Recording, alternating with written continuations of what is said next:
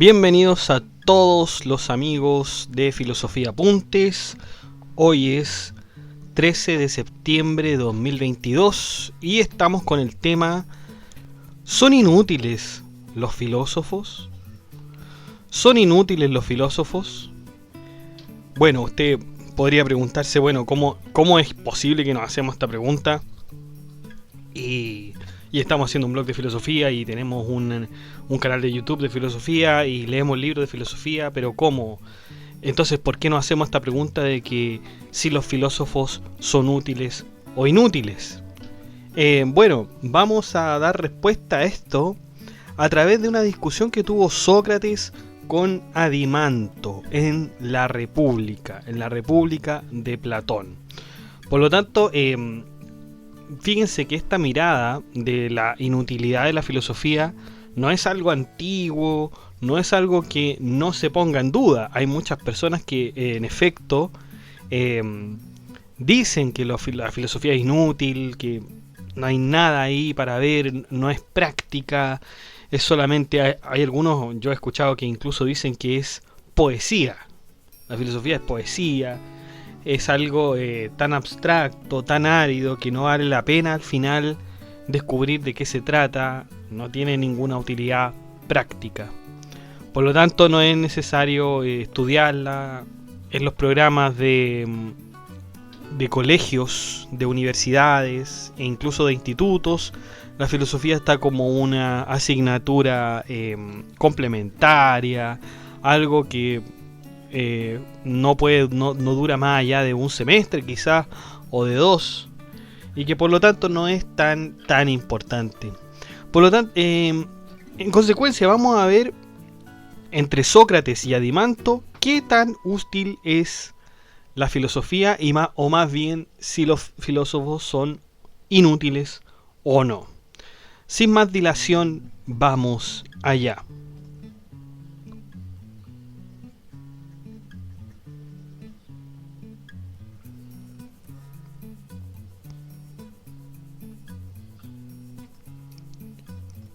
Filósofos inútiles.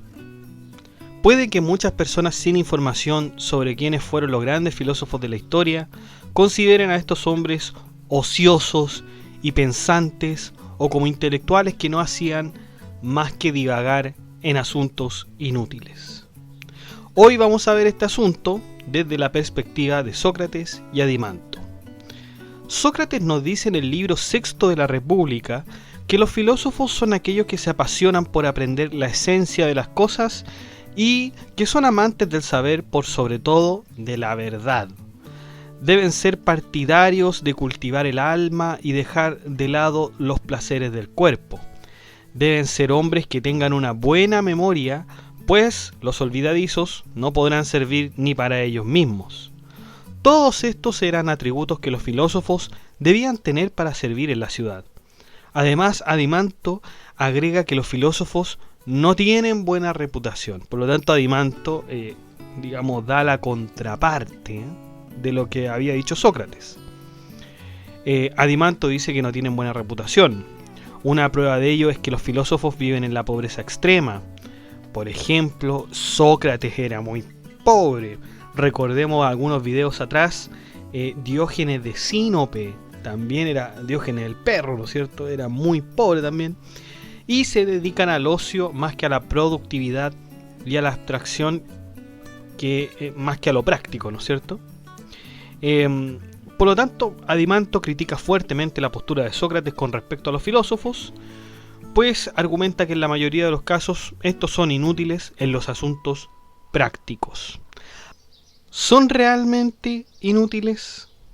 La respuesta de Sócrates a Adimanto es que a esa reputación de los filósofos, si bien se sostiene por la mayoría de las personas, también hay que analizar en detalle la desinformación de esta. Un ejemplo que pone Sócrates para contraargumentar la acusación a los filósofos es el ejemplo del capitán de un barco con sus marineros. Este capitán era alto y corpulento, pero por otro lado era sordo y corto de vista. Acto seguido, los tripulantes, hartos de la dirección de aquel capitán, lo obligan a que salga del mando argumentando que para la navegación no se necesita ser instruido. No se necesita ser instruido para la navegación. Cosa falsa, ya que para la navegación se necesita saber la dirección del viento, del mar y el clima que se podría aproximar.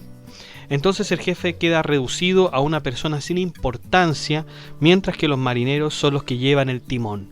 Lo que quiere decir esta historia es que la opinión de la gente no siempre es la correcta y siempre se van a dejar persuadir por quienes utilicen genialmente las palabras o, en el peor de los casos, la violencia.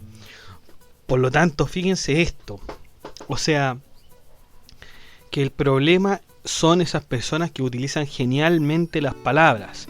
¿Quiénes en la antigua Grecia usaban genialmente las palabras? Los sofistas.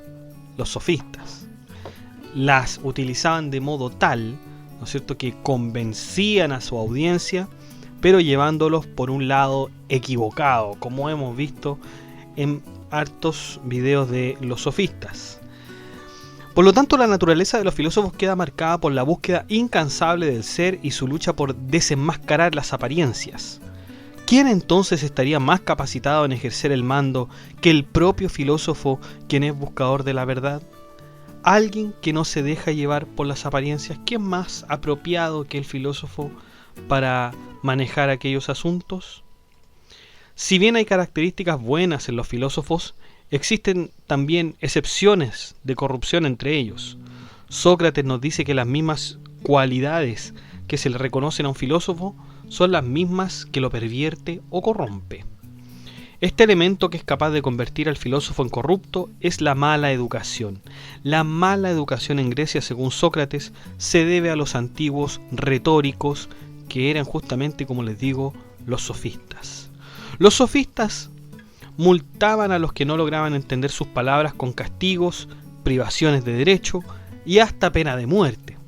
Este sistema que usan los sofistas para dar educación siempre lleva una retribución, es decir, un dinero a cambio de la enseñanza. Por lo tanto, no deberían ser los sofistas no deberían ser llamados sabios, porque, como dijimos en los libros anteriores, los filósofos deben solo dedicarse a los placeres del alma y a la verdad. Sócrates dice que no existe medio alguno para que el vulgo pueda reconocer lo bello en sí. Por lo tanto, el filósofo que pueda ver lo bello en sí será censurado por el vulgo, y aún más por esos particulares que quieren agradarlo, que son, por ejemplo, los sofistas o también los políticos, que también quieren agradar, ¿no es cierto?, al vulgo. Por lo tanto, fíjense esto, la mirada, el vulgo no puede ver, ¿no es cierto?, lo bello en sí mismo. Al vulgo le gustan las apariencias, los juegos, los colores, ¿no es cierto?, lo visible, y no comprende lo inteligible. Por lo tanto, cuando alguien viene contando cosas, ¿no es cierto?, correspondientes al mundo inteligible, el vulgo no las escucha, ¿no es cierto?, porque no puede entenderlas. Entonces, la solución para que el filósofo no sea censurado por el pueblo es que su educación desde muy joven haya sido buena. De este modo, la gente lo llenará de honores y lo colmará de elogios, y estos mismos querrán sacar provecho de este. Ahora, esto puede traer problemas, por supuesto, puesto que al estar colmado de elogios, puede convertirse en un arrogante que solamente se dedique a obtener riquezas y no a reflexionar. Incluso si fuera alguien que le hablara con la verdad y le dijera que lo que está haciendo está mal, tampoco lo escucharía y seguiría con su actitud arrogante. Así es como el vulgo se ha dedicado a desacreditar la filosofía y a la figura del filósofo, poniéndolo como alguien arrogante y entregándose él más bien a los placeres que a la reflexión. Con todos estos perjuicios, resulta difícil que el filósofo pueda llevar una vida feliz. Siempre el filósofo se podrá mantener a salvo resguardándose de las leyes que hacen los hombres o de las injusticias que hace el vulgo. De todos modos, este camino es uno de los más difíciles, chiquillos. El camino del filósofo es el más difícil porque no está exento de duras críticas y duras abstenciones, ¿no? Dura y esforzada vida la de los filósofos, quienes deben soportar las calumnias de un pueblo cuando gobiernan. Difíciles son los requisitos que un filósofo debiera tener para gobernar, e incluso para ser llamado filósofo y tomar en consideración todas las disposiciones del alma. Sin embargo, esta discusión sigue en pie hasta el día de hoy, por parte de personas que no saben apreciar el arte del pensamiento y lo complejo que puede ser analizar este. A modo de ejemplo, hace algunos años atrás, el Ministerio de Educación, en el año 2016, quiso terminar con las clases de filosofía. Entre todas las razones técnicas y educativas que dieron, la que fue más lacerante fue la de los apoderados. Hay muchos apoderados, ¿no? No todos, por supuesto que no, pero hay muchos apoderados e incluso alumnos que dicen, bueno, ¿para qué voy a estudiar filosofía si no me va a servir? ¿Para qué voy a estudiar filosofía si no me va a servir? Necesito quizá una asignatura técnica que me deje algún trabajo o algo así. Por lo tanto, se rechaza, ¿no es cierto?, la filosofía, poniéndola en segundo lugar, tercero, cuarto, quinto, sexto, séptimo, ¿no es cierto? Son lamentables, ya las preguntas son lamentables, ¿no? Son lamentables.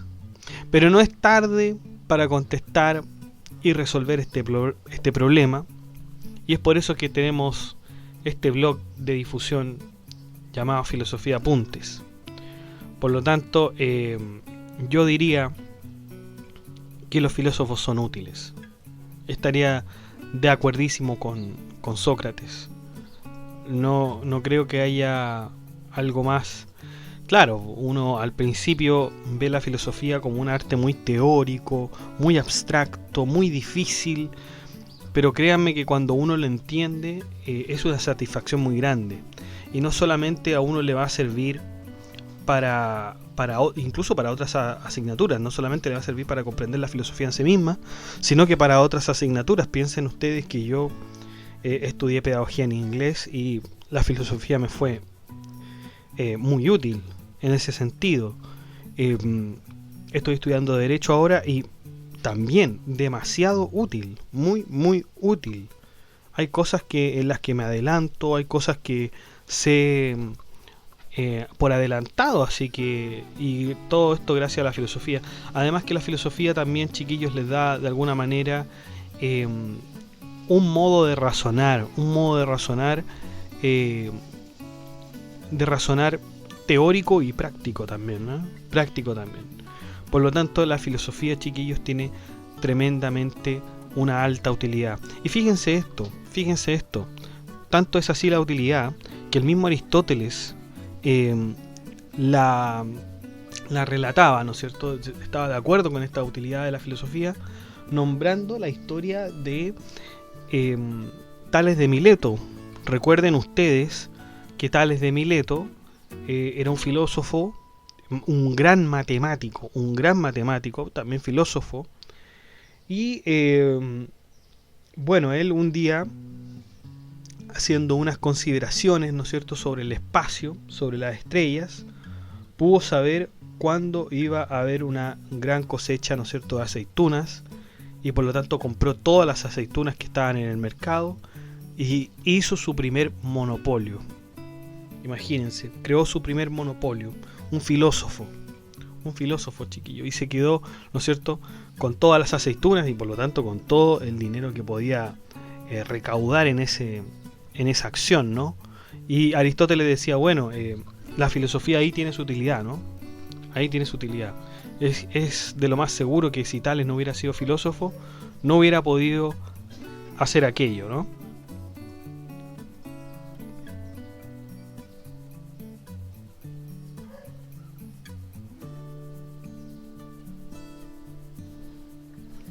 Bueno, chicos, y eso ha sido todo. Muchas gracias por escuchar.